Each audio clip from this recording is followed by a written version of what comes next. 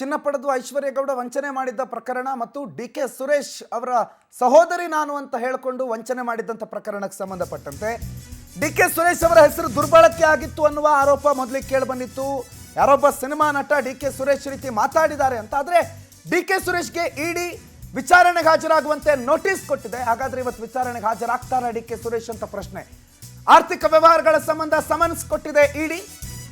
ಐಶ್ವರ್ಯ ಗೌಡ ವಿಚಾರಕ್ಕೆ ಸಂಬಂಧಪಟ್ಟಂತೆ ವಿಚಾರಣೆಗೆ ಹಾಜರಾಗಿ ಅಂತ. ಆದರೆ ವೈಯಕ್ತಿಕ ಕೆಲಸದ ಕಾರಣ ಕೊಟ್ಟು ಗೈರಾಗಿದ್ರು. ಇವತ್ತು ವಿಚಾರಣೆಗೆ ಬರ್ತೀನಿ ಅಂತ ಹೇಳಿದ್ರು. ಇವತ್ತಾದರೂ ವಿಚಾರಣೆಗೆ ಬರ್ತಾರಾ? ಹಾಜರಾಗೋ ಸಾಧ್ಯತೆ ಇದೆ. ಬಮುಲ್ನ ಅಧ್ಯಕ್ಷರ ಕೂಡ ಆಯ್ಕೆ ಆಗಿದ್ದಾರೆ.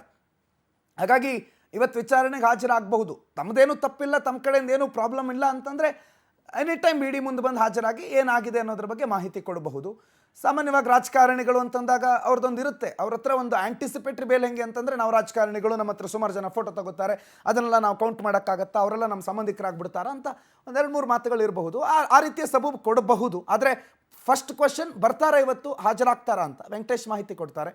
ವೆಂಕಟೇಶ್, ಒಂದ್ಸಲ ಇಲ್ಲ ವೈಯಕ್ತಿಕ ಕಾರಣಗಳಿಂದ ಬರೋದಕ್ಕಾಗಲ್ಲ, ಇವತ್ತಿನ ದಿನ 23ನೇ ತಾರೀಕು ಬರ್ತೀನಿ ಅಂತ ಹೇಳಿದರು. ಇವತ್ತಾದರೂ ಹಾಜರಾಗೋ ಸಾಧ್ಯತೆ ಇದೆಯಾ? ಮತ್ತು ಇವತ್ತು ಹಾಜರಾದರೆ ಮುಂದಿನ ಕಾನ್ಸಿಕ್ವೆನ್ಸಸ್ಗಳು ಏನೇನು ಆಗಬಹುದು ಇಡೀ ವಿಚಾರಣೆ ಸಂದರ್ಭದಲ್ಲಿ?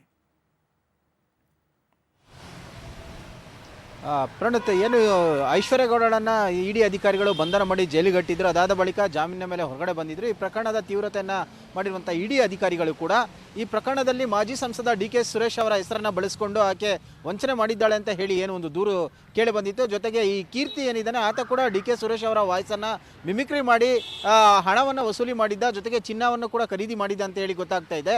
ಸೊ ಆ ಸಂಬಂಧಪಟ್ಟಂತೆ ಇವತ್ತು ಅವರಿಗೆ ಇಡಿಗೆ ವಿಚಾರಣೆಗೆ ಹಾಜರಾಗಬೇಕಂತ ಹೇಳಿ ನೋಟಿಸನ್ನು ಕೊಟ್ಟಿದ್ರು. ಅಂದರೆ ಗುರುವಾರ ವಿಚಾರಣೆಗೆ ಹಾಜರಾಗಬೇಕಂತ ಹೇಳಿದ್ರು. ಆದರೆ ವೈಯಕ್ತಿಕ ಕಾರಣಗಳಿಂದ ಹೇಳಿ ಅವರು ಸೋಮವಾರ ವಿಚಾರಣೆಗೆ ಹಾಜರಾಗ್ತೀನಿ ಅಂತ ಕೂಡ ಹೇಳಿದರು. ಸೊ ಇವತ್ತು ಅವರು ವಿಚಾರಣೆಗೆ ಬರುವ ಸಾಧ್ಯತೆ ಇದೆ. ಬಂದಂಥ ಸಂದರ್ಭದಲ್ಲಿ ಕೂಡ ಡಿ.ಕೆ.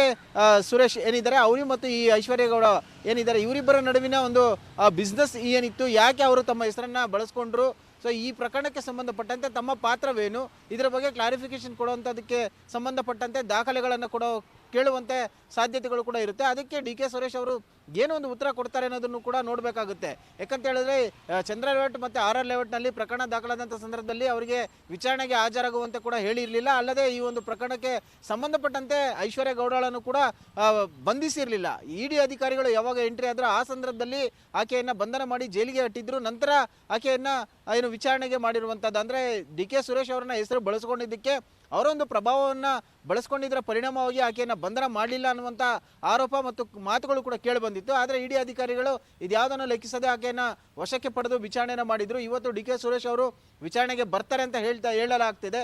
ಬಂದಂಥ ಸಂದರ್ಭದಲ್ಲಿ ಅವರಿಂದ ಕೂಡ ಸಾಕಷ್ಟು ಮಾಹಿತಿಗಳನ್ನು ಕೂಡ ಪಡೆದುಕೊಳ್ಳುವ ಸಾಧ್ಯತೆ ಇದೆ. ಈ ಪ್ರಕರಣದಲ್ಲಿ ಅವರ ಪಾತ್ರ ಏನಿದೆ, ನಿಜವಾಗ್ಲೂ ಆಕೆ ಡಿ.ಕೆ. ಸುರೇಶ್ ಅವರ ಜೊತೆ ಏನು ಒಂದು ವಂಚನೆಗೆ ಸಂಬಂಧಪಟ್ಟಂತೆ ಅವ್ರನ್ನ ಉಪಯೋಗಿಸ್ಕೊಂಡಿದ್ದಾರಾ ಏನು ಅನ್ನುವಂತಹ ಸಂಬಂಧ ಇಡಿ ಅಧಿಕಾರಿಗಳು ತನಿಖೆಯನ್ನು ಮುಂದುವರಿಸ್ತಾರೆ. Pranoth, okay, thank you Venkatesh ಮಾಹಿತಿಗೆ.